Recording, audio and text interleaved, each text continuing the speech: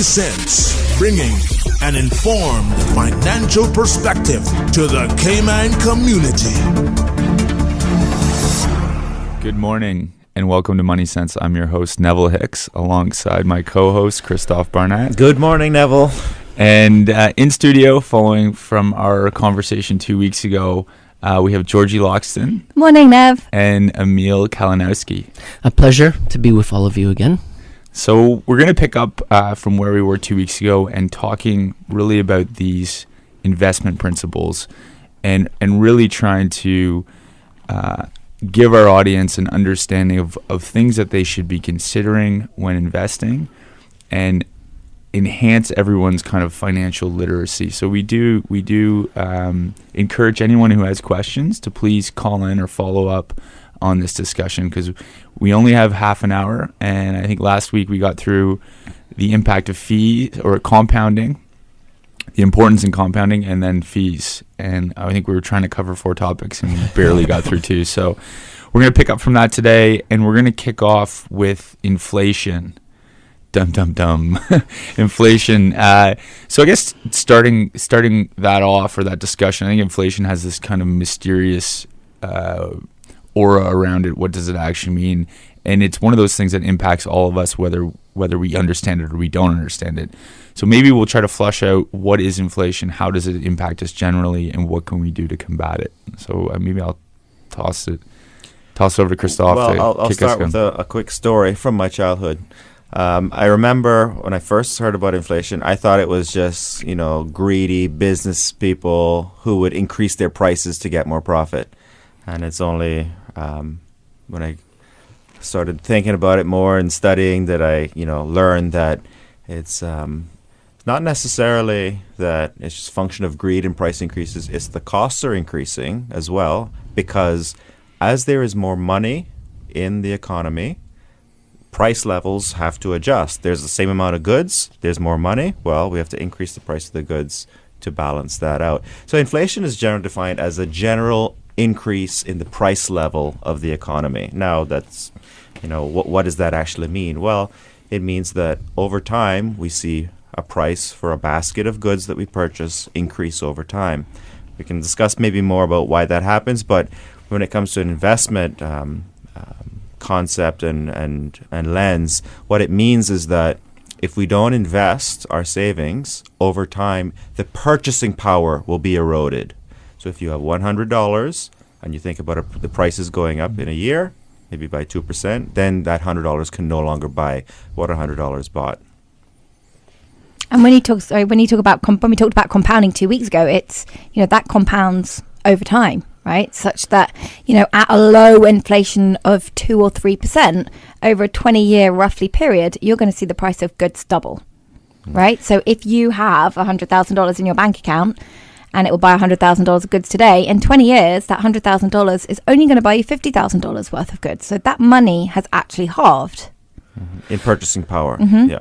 I like to think of inflation, that there are at least 3 kinds of inflation. You guys can jump in and tell me if I'm missing one or if you disagree. But there's the consumer price inflation that we're all familiar with when we go to the grocery store or the electronics store or the hardware store. Or I'm drinking a coffee, and that coffee 5 or 10 years ago, I don't know what it cost me today, $4. Probably. But I can tell you 10 years ago that coffee didn't cost $4. Probably cost $2. Yep. So that has a huge impact on how much money that I'm able to save. Mm-hmm. We talked about, Georgia, you mentioned talking about, cut that coffee out a day and save that, and that would be your savings. Well, if the coffee's doubled in price in the last 10 years, that unless your wages have doubled in price, that destroys wealth, right? And it's so hard to keep track of all the different things in our consumer life, because some things are going up in price. Let's say coffee, healthcare, education. That's the worst of them all. The other direction, we've got electronics and technology and so forth. Those are getting cheaper. So it's hard to keep track, but at least we know there's that consumer inflation that we're most familiar with. Then there's currency inflation, potentially. So depending on which country you're living in, it's possible the government is printing money faster than the economy is growing. So perhaps there's independent of what consumer prices may be doing, your purchasing power may be disappearing because the government's printing too much or not enough. And then there's the third one, which is the whole global system, the monetary order, the systemic order of the whole planet. And in that area as well, we can have, and I think maybe the easiest way to think of that would be to think of asset prices. Are they expanding? So that's kind of an inflation as well. So you have, at least in my mind, you've got these three kinds of inflation, and they don't have to be always going in the same direction. So that's, to your earlier point, Neville, it can be confusing. In my opinion right now, I think globally we have deflation. I think we've got money disappearing in the world. But personally, in our grocery stores, we may have inflation in the consumer. And so it's hard to keep track of it all, but But it's I think eating away. I think I would add a fourth to that. There's also, Yes. we talked about shrinkflation. Mm. I mean, the fact that you now open a bag of chips and there's 4 chips, or And there used to be 8. so they're selling you something that might be at the same price, but they're just selling you less. Yep. Neville, Right, you tell see- that wonderful story Super about clever. the Swiss chocolate. I think people will. Well, the Toblerone, Toblerone, yeah. right? I think so people would there's, enjoy so there's that. Well, they change the The gap. in the Toblerone bar. Yeah. So These they are had- these Yeah. triangle chocolates that, Yeah. if you're not familiar The, with. the ones in the airport, with the wedges, the triangle Mhm, wedges. mhm. So there's less wedges now than there used to So, be. So, so less chocolate. Same I price. I called it the silent killer just before we came on, and it really, inflation really is a silent killer because we don't see it, and clearly, companies are getting smarter about it in that they're doing this shrinkflation. They're getting smarter about making it even more silent for us to actually see that impact. But it's really there. I was saying to you guys the other week that in one of my seminars I had to look up these figures because I couldn't remember them. I was trying to show people the impact of inflation, and I used a pint of beer because people drink beer, right? And I was looking for the price of a pint of beer 30 years apart, because 30 years is people's general retirement period, right? If you retire in your 60s and you're going to live to your 90s, it's 30 years. And the figures I could find were in 2012. This is in sterling. A pint of beer was £3. I think it was £3.12. Okay. In 30 years before that, so in 1982, it was 72p. 72p, up to £3.12 for a pint of beer. So that's inflation working over your retirement. More? Yeah. Is that right? It's huge. A little bit Yeah. more, It's Yeah. too early to be doing math. Yeah. But Yeah. it's a Operates lot of away. inflation, 4 times more Yeah. over 30 years. I'm sure we could work out the math, but yes, Yeah. it eats away. So when we think about our investment portfolio, Georgie mentioned that inflation functions like a fee. And so what we need to make sure that is when we invest, we at least want to match the rate of inflation. And sometimes that's hard, especially with cash interest being so low for the last 10 years. But if we have, let's say, a 2% inflation rate, if we're not earning 2% on our investment portfolio, we've lost purchasing power. Our real return, which is your return after inflation, has been negative. So it's sort of a benchmark. It's a fee that we have to beat to make money. Now, Christoph, and this may be a bomb that I'm throwing out here, so tell me if what you think of this, but we know we can go and find out what the inflation rate is, right? It's printed in our economic newspapers. But what do you guys think? Do you think the inflation rate is actually higher or lower than what's being printed? I don't want to be conspiratorial, but you said 2% inflation. Let's say that's what's being reported. Should we add a percentage to that or more or no, just shoot for the 2%? It's a bit esoterical for me because what I do is that there are methods and there of determining that rate, and the people who are doing it, I don't think it's a conspiracy. They're not trying to misrepresent inflation, but everyone's inflation is different because we talked about your basket is different. What you spend your money Correct. on, So if how you you're have impacted, right? if you have kids, you're spending on education. If you don't have kids, And, maybe I mean, your education is healthcare you're huge, spending when the you're inflation older. in that. If you're younger, maybe not spending that. If you're younger, maybe spending a lot on technology, so you're not seeing those. So it's sort of esoteric. And in fact, you can almost control your own basket by avoiding the things that are going up. So if there's if there's a certain type of coffee that's increasing in price, maybe you say, well, I'll go with the skip the latte, get the drip, the stirring coffee or whatever. so I think that's one of the tricks you can use in your investment portfolio. Said I don't have to be exposed to the general level of inflation. I can say what's my personal inflation. So. Well, I think, but if we stick on this 2%, I'm not sure where you're going with this, Emil, but that's something that certainly the Federal Reserve targets. Now, why they target 2%, I don't know if anyone's ever really given me a good explanation of that. And I think what is also interesting, we talk about where we are today with technology and the fact that prices have actually gone down in certain services. I mean, we think about Uber. Right? You don't get in an Uber and pay more, right? Technology has taken out the middleman and some of the infrastructure. Airbnb is much the same, right? It's technology has taken out a lot of the layers and I think that will continue. And we could spend another 8 shows talking about fintech and blockchain and all this stuff that might change and ultimately will impact prices going forward. But as to what is a good inflation target that helps a sustainable economy, I mean, shouldn't in theory be 0. But well, forgive me for going down this road just a little bit more, but the point I was driving at is that at least in Western democracies, governments are responsible for pension payments, and some of those pension payments are tied to the rate of inflation. And if that rate of inflation is not as high as is being reported, or if the reported rate of inflation is less than the actual rate of inflation, then the government doesn't have to pay as much on its debt or on its social security payments. Yeah. And at least in the United States, you mentioned the Federal Reserve as being the leading central bank of the day. In the United States, in the mid-1990s, they changed the way they count inflation, the way they pay people Social Security, and the way they pay Treasury inflation-protected security payments. And if you're a cynic, you won't be surprised to learn that the rate of inflation now is less than it would have been under the old methodology.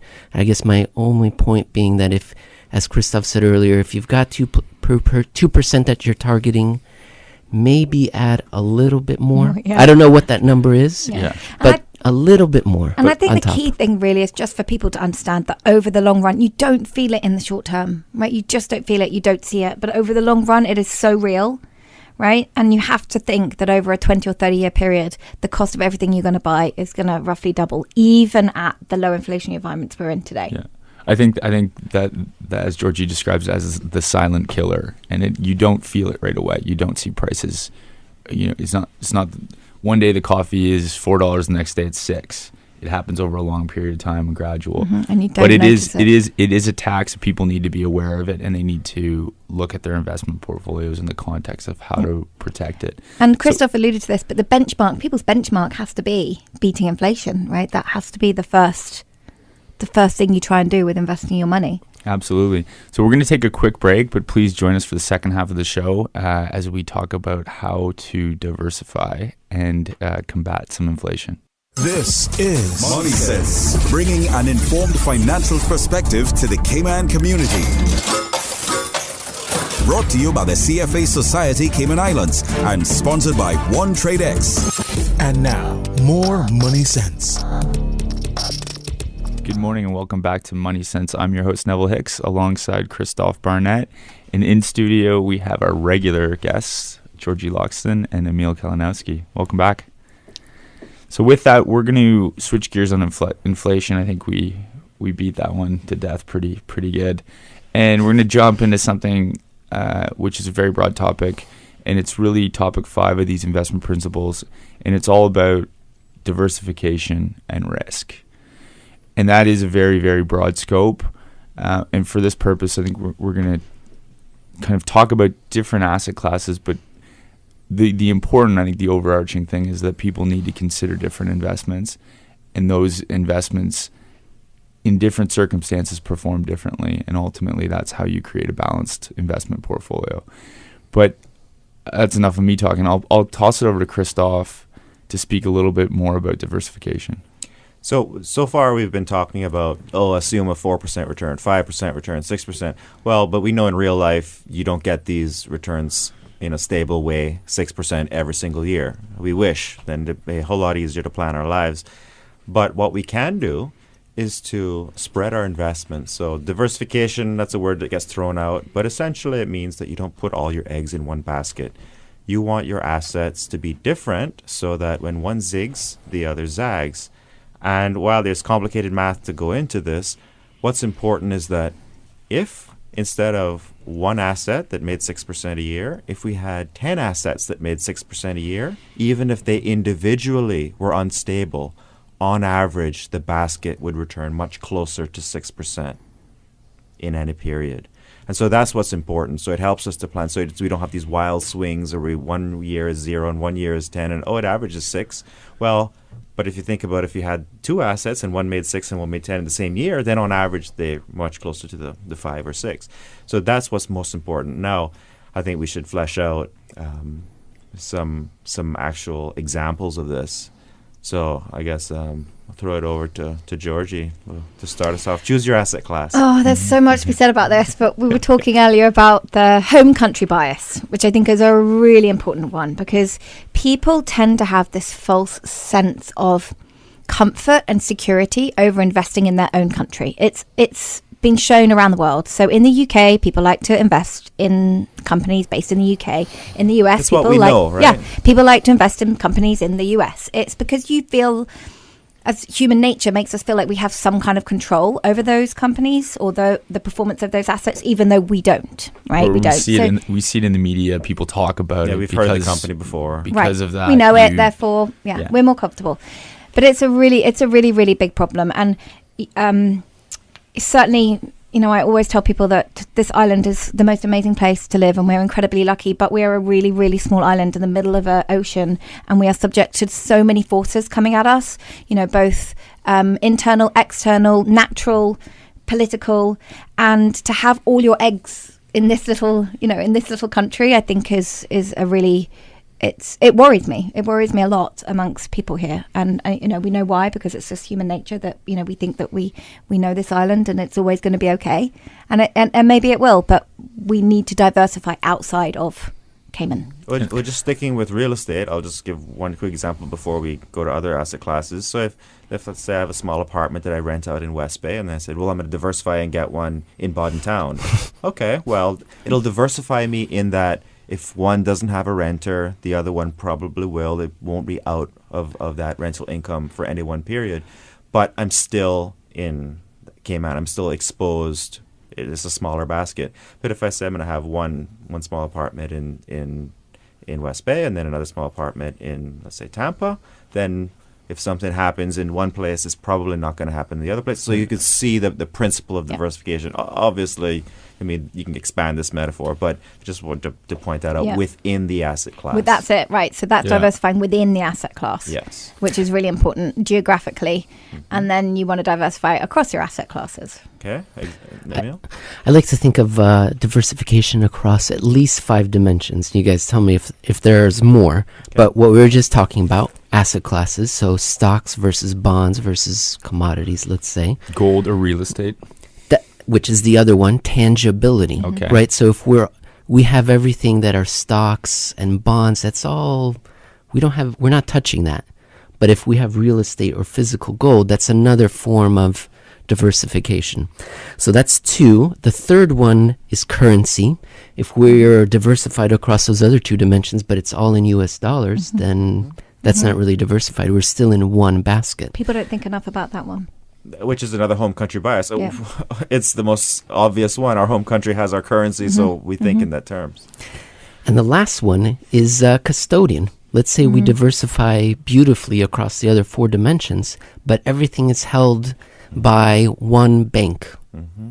Now, this is a really interesting one. I've thought about this a lot recently, and feel free to challenge me on this. But I think that people have a slightly misguided sense of what diversification is within your equities, your bonds, because I see a lot of people with stuff all over the place, right? They got this, they got that, they got da, and they think that they're diversified, but A, it's making their life really complicated, and B, the custodian risk, that's what people think they're diversifying against. But it's not to say it's never going to happen, because things happen that have never happened before, but there's never been a case that I know of from the research I've done where a custodian bank's gone bust, right?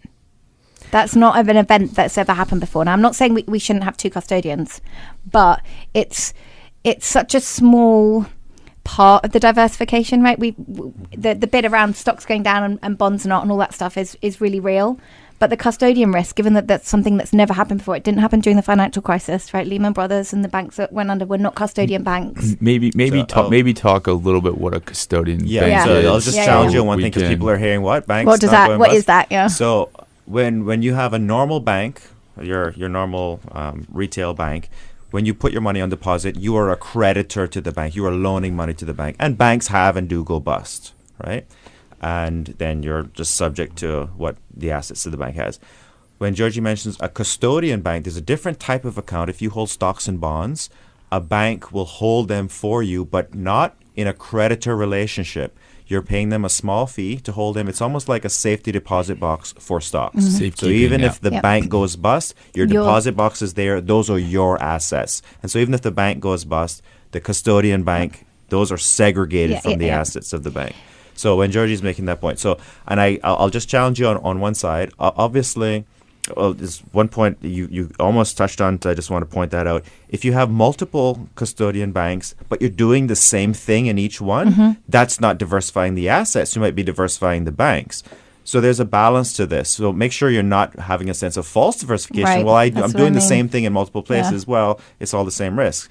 And then you have to also balance that with, well, am I diversifying in that if my life is more complicated, then that's another risk that I've created? Yeah. Well, so maybe if you have two, maybe three, right? Because what has happened is the custodian banks haven't gone bust and cost people assets, but there has been disruptions, temporary disruptions. So it's good to have at least one other account somewhere. Beyond that, 3 is getting it. 4 is probably too much. 3 is probably the most in terms of how you want to organize your life. But I think actually going back, we've kind of moved on to risk a bit here. The real more important risk is, as you just alluded to there, is cash in the bank, right? If you have cash in a bank and it's all sat at one bank, okay, that is something people really need to think hard about. Absolutely. Separating that cash between two banks. I think that's more important. To me, that's more important than the custody risk, because that custody risk is so. I'm not saying it's not there, but I think it's a very, very, very small risk. Whereas if you have cash in a bank and that bank goes under, that cash will be gone. Certainly. And if you have cash, you're losing against inflation. Right. There's that risk. So you're not investing in good tying back inflation. Getting back to, I think you made a good point about, we kind of went down the custody route as far as risk goes. But what's interesting too, we talked about diversification across asset classes. But also, it's important that, let's say you had two investment advisors or two investment accounts.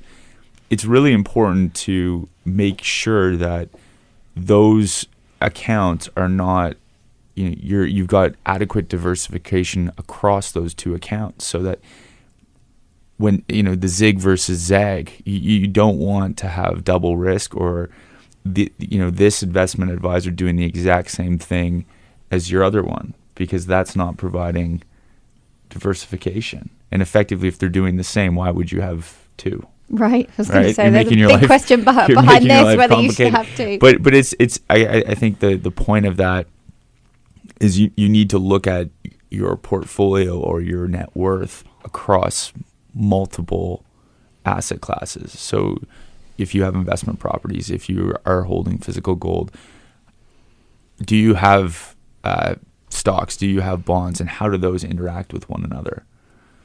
So just to carry on from the original example of real estate, once you have, let's say, 2 properties, Are you becoming more diversified by getting a third different property? Well, it's still within real estate. You'll get much more diversification benefits if you say, well, now let me allocate to a different asset class. That's the diversification, Yes. right? Where Right. actually you get to this point where you're not adding any value whatsoever by diversifying more, and you're actually maybe going in the other direction. You're concentrating your risk Right. in a sense. Yeah. But what was interesting, and we talked about it, is the pension system here in Cayman actually diversifies away from the island, which is good, right? Which is good. That gives people, pensioners, people who are retiring, access to, equity, The world fixed income, markets, world yeah. market, not specific to Cayman, which is positive, because if if you've grown up here, lived here, and you have a big asset base here,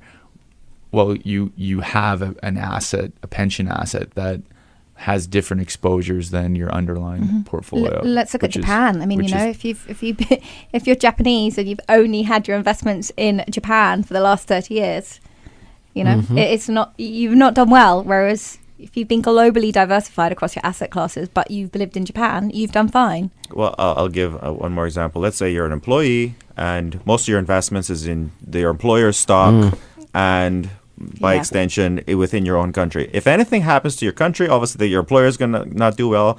So the value that's going to go down. You might even lose your job. So you see how concentrated you are. But what if you're the same employee and instead of your own company stock, you have across all the companies, not just in your industry, but in your country, and then beyond that, companies in the world. So even if something happens to your country, to your employer, you still have that basket, which is a zag to your personal zig. Yeah, I think that's a good point. And we're running out of time here, but we didn't even talk really about the benefits of diversification and the fact that it protects us from ourselves, right? So we see a smoother ride in our portfolio rather than everything's going great until it's not, and what happens to our human emotions when that happens. So I think we'll have that. Do you guys have any final points on diversification? One thing is that people need to be aware of diversification, that it means that you're always going to hate something. Good point. You're always going to hate something you own. And I had this yesterday with a client who said, there's one fund that's not doing very well. And I said, yeah, that's diversification, right? It's there for diversification, and we can never expect everything to be going up at the same time. And if it is, you're not diversified. Well, that's a good a rule red of thumb. flag, right? That's a red flag. Yep. So great point, Georgie. And so on that, we're going to wrap up, but we're going to continue these discussions on the investment principles in the next 2 weeks. So stick with us, and if you have any questions, please do email us. You can you can get us on Twitter at Money Sense. At Money Sense Radio. At Money Sense Radio. Thank you, Christoph. But please join us, and if you do have any questions, let us know. Thank you for listening, and have a great day.